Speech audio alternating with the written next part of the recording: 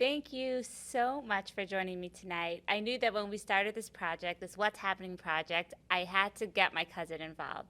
You are the best person on earth to get involved in this amazing What's Happening project. So thank you so much for coming out tonight. A pleasure. Anything for you, Sarah. Oh. Okay, so Faggy, you and I were actually like a couple weeks ago sitting, I think it was like by the pool, watching our kids, enjoying the summer, and you brought up a really hot topic.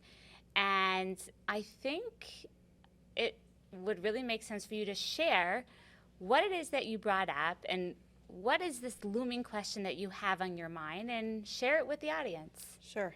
So ever since October 7th, October 8th and 9th, and as the time went on, I'm hearing more and more about people just picking up and leaving, moving to either the States, moving to Israel.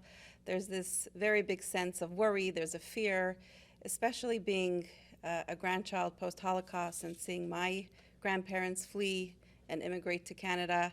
Now I'm seeing that same sense of fear that, we're not safe here. We're not safe here anymore. The world turned against us. And I want to know what the right thing to do is at what point do we know, is it the right time to leave? At what point do we know? It's such a chilling question, like, when I think about it. And I think you even said to me, your father is not a second-generation Holocaust survivor. He's a first generation, right? Because 1946 he was born, so in yeah. a TP camp. Yes. So Yes. it touches So close to home. Yes, it does. And then It when does. there's something that happens on the news, it's like your very existence is at stake. It feels very existential. Right. When I think a lot of the post-generational Holocaust trauma is the concern of a lot of people did not leave on time and were killed. So we're seeing a lot of writing on the wall. We're seeing a lot of the same things that went on, 1939, 1938. We're seeing the same hate. We're seeing the same antisemitism, unfortunately. And the question is, I'm hearing more and more people just getting up and leaving. Is that the right thing? At what point do we feel it's time to go? It's such an important question. I think this question probably weighs heavily on everyone's mind, especially on Canadians, probably on Europeans too, being that our government is not exactly pro-Israel. And then the question is, like, are you thinking of Florida? Not necessarily. I just threw that out. I don't see I don't see the Florida. It doesn't speak to me at all. Florida. It's not Florida. No, because Florida is a little bit behind us, unfortunately. I know that the Aliyah people are. I've spoken to someone with I know people that are making Aliyah, and they said it's never been as full. The requests coming in, they can't keep up with it. They can't keep up with the So not requests. just Canadians. No, this is from England, from Australia, South Africa. They can't keep up with the demand. And I know And Americans? Americans too, but it seems way more in Other Europe. countries. Yeah, Australia and Europe. It seems like those are the biggest numbers of people that are getting up and moving. It's very interesting because I was speaking to another woman in the park this past Shabbos, and she said her and her husband are torn. Do they renovate their house? Do they, continue to lay roots here in Canada? Or is it like, wait, no, let's just wait until we're all going to move to Israel or move somewhere? Like, let's wait for something like big to happen. Like, small things are happening. We see it, right? We hear it. We feel it. It's in the news. But has it actually changed our lives? Has it actually changed your life? The anti-Semitism now. There's big talk. Right. But do you actually feel fearful? It's a good question. It's a good question. Probably when my girls' school was shot at, that was like not comfortable. 3 times. Yes, thank you. But day to day, it's very easy to sink into this is our life, right? It's very easy to sort of like close off what's happening. I'm not like a massive news reader. Do you read the news? Briefly, yeah, I do. I do. Right. I do like to keep up to date with everything. Yeah. And I'm concerned we're also getting immune to it. We're getting immune to one thing after the next. And there's not so much, we can do our part, but, there's not so much we can control. There's nothing we could control, really. There you go. Yeah. So, yeah, I think this is a worthy question to bring to Rabbi Jacobson. I don't have the answer. I don't think you have the answer. I think we're all struggling with this. There's rising anti-Semitism, and do we continue to lay roots here? and live our lives, trying our best to serve Hashem. Yes, we're in Gullus, but we also live in a country that is not, the biggest friend right now of Israel? Or do we read this, writing on the wall and think back to what our grandparents went to and, make plans? I actually took a picture of we were learning, my husband and I were learning last week the Parsha, and it says, it's a mitzvah in the Torah to live in Eretz Yisrael as well. Every minute you're there is a mitzvah. So, that as well. That's something that I'm sure people are really putting into effect at this point. Yeah, no, there's lots of layers to this question, right? Yeah. There's the antisemitism, there's the worries about that, and then there's the knowledge that the mitzvah is to live in Israel, in Eretz Yisrael. So now more than ever, with their economy being like, I kind of feel like I want to be able to support, want to be there to help stimulate the economy, to help rebuild, to help be a part of it. I never in my life felt the need to be there. I just felt like, it was a nice visit, it was a nice trip. Right. But now, I think a lot of Jews are feeling You're the feeling pull. a pull. They're feeling a pull. You're feeling a pull. Okay. I think this is a very worthy question, and let's have Rabbi Jacobson try and answer this and give us some direction. I look forward to hearing it. Hello. We're back to what's happening. This is great. We're actually moving. Things are moving ahead, and the podcast is regrouping and addressing some very interesting questions. Thank you for joining us, and thank you for having me. And hopefully, this will be a wonderful discussion. We're good? Perfect. Excellent. Okay. So we're talking about fear. When is it time to run? Is that the name of the title? When is it time to run? There's so much concern, there's so much stress, anxiety, and there are many different reasons, and there are many different, and the questions that were brought up are very serious, but they were brought up in many different reasons for running were brought up, or a number of different reasons for running were brought up. So I'll take one at a time. I'm not going to address all of them, but I want to address the fundamental question of, look what's going on. There's antisemitism. When is it time to run? Our grandparents didn't run fast enough. Is it time to run now? It's a great question, and it's coming from a very real place. When people are afraid, they're really afraid. When they're nervous, when they're anxious, they're really anxious, really nervous. I really like the name of the title of the podcast of what's happening, because I think that we have to take a step back. We always have to, if we want to know the answer to our questions, we have to take a step back and ask ourselves, what's actually happening? Often in life, we get caught up with, oh, my friend told me this, my friend told me that. I read this, I read that, or I have this concern or that concern. We have to ask ourselves, what's actually happening? What's taking place? And sometimes it's not easy to figure that out, and that's why we have to speak to other people or speak to more people, look at the Torah. And this is what I want to get to. What does Torah say about it?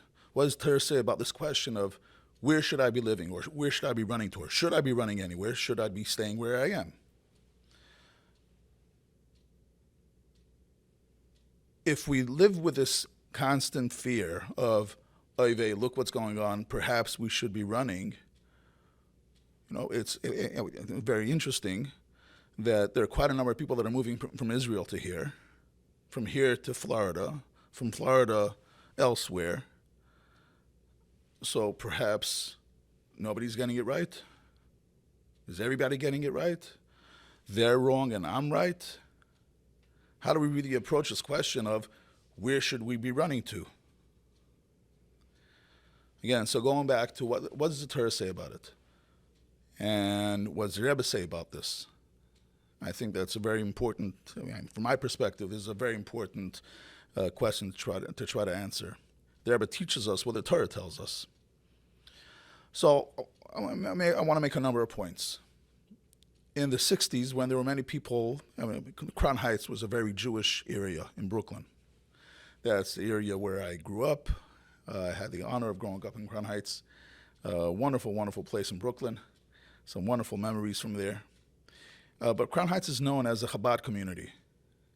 I'm told, and from what I read, Crown Heights wasn't always just a Chabad community. Crown Heights used to be an area where there are many, many other Jewish groups living. But then in the 50s and the 60s, when African Americans started moving in or Haitians started moving into the area, many people, as it happened in many big cities, many of the Jewish people started running away. The Rebbe at that time took the attitude of that we don't run away. There's no need to run away. There's no reason to run away. And the Rebbe encouraged everybody to stay in Crown Heights.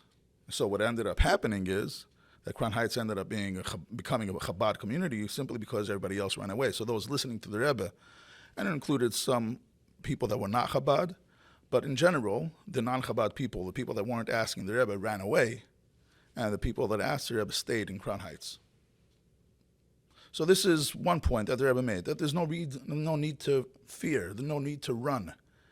We have to overcome that anxiety, that stress of, oy vey, 1933, let's just run.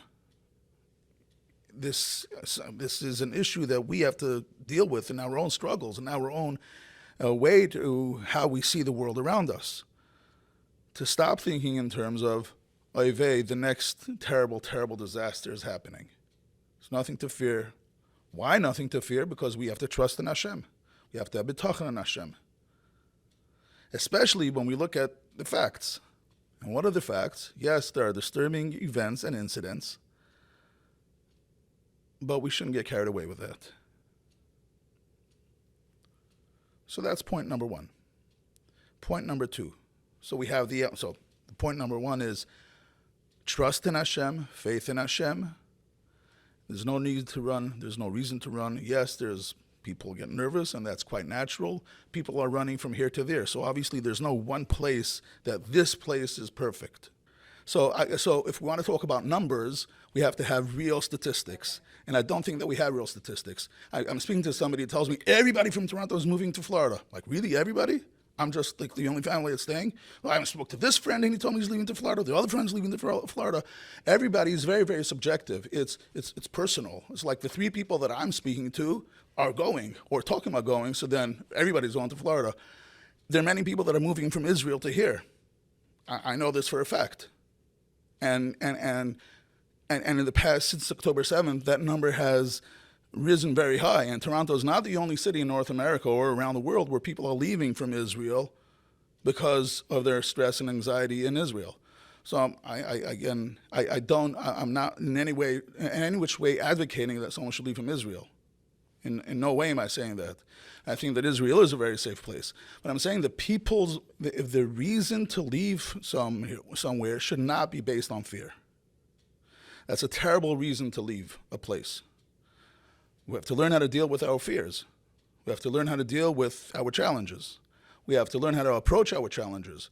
But if the reason to leave is because I got nervous, because I saw a headline somewhere, for many people that I speak to, I don't know that many of them experienced antisemitism. Yes, we read a headline that there was a shul somewhere downtown that had graffiti. Yes, we read a headline of something happening in one place or another. I don't know that every headline is actually accurate. I don't know that every incident that happened is anti-Semitic, because there was crime before October 7th as well. There was crime perpetrated against Jewish people that is not necessarily anti-Semitic.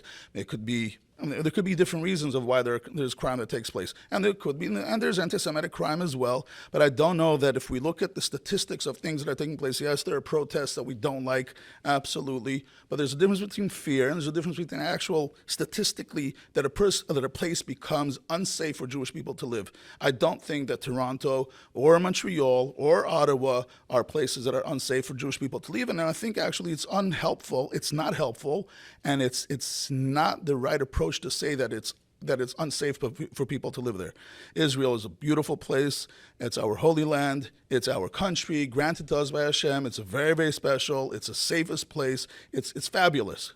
But that's going into a different question of should we all be moving to Israel or not? That's nothing to do with fear, nothing to do with October 7th, nothing to do with any of the other concerns that were brought up, which were Holocaust, parents, second generation, first generation. That's coming from a place of fear. I'm nervous because of what happened in the Holocaust, so perhaps I should preempt and I should run away to there. That's that concern, and that's not coming from a healthy place. Sorry. it's coming from a place of fear, and running to somewhere from a place of fear is not healthy. Viktor Frankl makes a point in his Man's Search for Meaning, that when he was in the camp, there was a lot of talk about escaping from the camp. And he was offered at times to escape from the camp that he was at. And at a certain point, he decided he's not. He's just not going to escape, and whatever Hashem wants will be. And it happened that most, if not all, the people that escaped were killed while escaping, and he decided to stay, and he survived. So who survived, who didn't survive, is all in the hands of Hashem. So even if we take the approach of you have to be proactive, and if you feel nervous, you should run away. So first of all, I'm saying it's just not practical, because you can end up running all your life.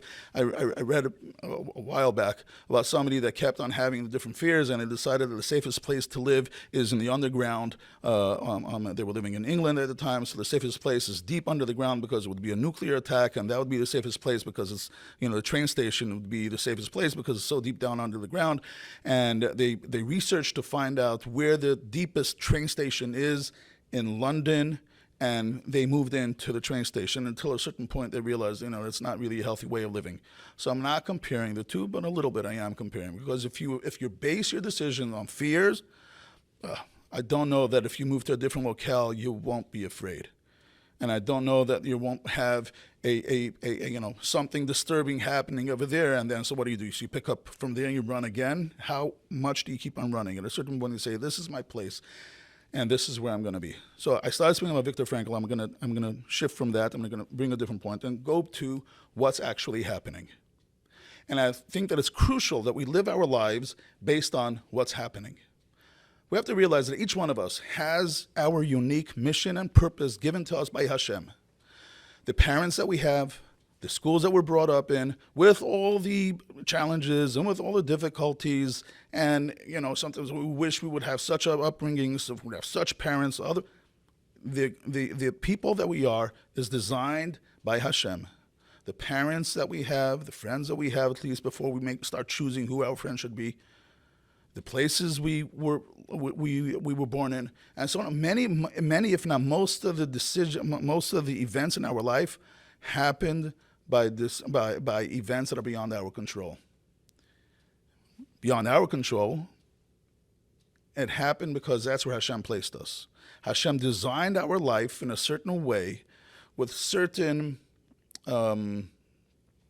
attitudes, with certain challenges. Hashem gave us talents and abilities. Hashem also gave us challenges. Hashem also gave us different ways of dealing with different concerns in our life, different areas that need correction in our life. And where we live is part of the plan, part of the design.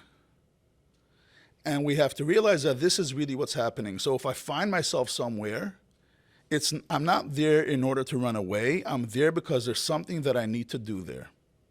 There's something that I need to contribute to that place.